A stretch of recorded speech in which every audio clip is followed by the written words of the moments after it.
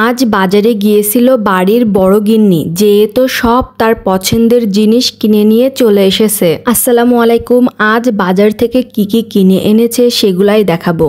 এই তো বাজার থেকে আজ রুই মাছ আর চিংড়ি মাছ কিনে এনেছে। চিংড়ি মাছটা আমাদের বাড়িতে খুবই কম আনা হয়, কারণ চিংড়ি মাছে তোমাদের ভাইয়ার একটু অ্যালার্জি আছে, এই জন্য আমরা চিংড়ি মাছটা একটু কম খাই। বাজার থেকে যদি বড় মাছ কিনে আনে তাহলে কেটেই আনে, কারণ ওরা খুব সুন্দর করে পিচ পিচ করে কেটে দেয়। যেহেতু বাসা বাড়িতে রান্নাঘরটা একটু ছোট থাকে, তখন একটা বড় মাছ যদি কাটা হয় তাহলে মাছের আইস আর রক্ত রান্নাঘরের চারিপাশে লেগে যায়, আর ওই রক্ত আর আইস পরিষ্কার করতে যেয়ে মানে আরো বেশি সময় লেগে যায়, আর সেই মাছের গন্ধ যেন রান্নাঘর থেকে যেতেই চায় না, এই জন্য বাইরে থেকেই কেটে আনা হয়। এই তো কথা বলতে বলতে আমার রুই মাছটাও পরিষ্কার করা হয়ে গেছে, আর এইদিকে আমি চিংড়ি মাছটাও পরিষ্কার করে নিচ্ছি। আর ভিডিও শুরুতে আমি যে বড় গিন্নির কথা বলেছিলাম সেটা আর কেউ না, আমার মেয়ের কথা বলছিলাম। আসলে ওর বাবাকে বাজারে যাওয়া দেখলে মেয়েটাও বাজারে যাওয়ার জন্য কান্নাকাটি শুরু করে দেয়। অন্যদিন মেয়ে ঘুম থেকে ওঠার আগে বাজার করে নিয়ে চলে আসে, কিন্তু আজ একেবারে প্যাকেট হাতে দেখে ফেলেছে, এই জন্য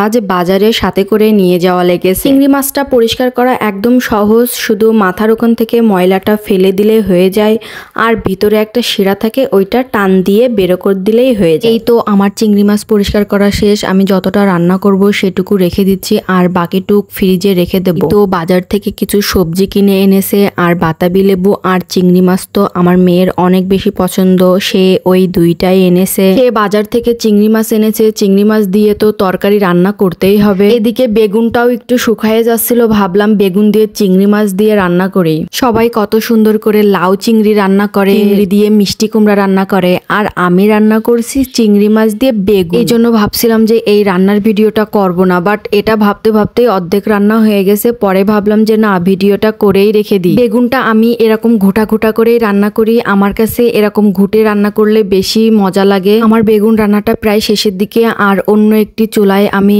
করলা ভাজি করছি, তার মধ্যে একটু আলু দিয়ে ভাজি করছি। আমার দুইটা রান্নাই প্রায় শেষের দিকে, আর রান্না করা শেষ হয়ে গেছে, এবার নামিয়ে রেখে দেব।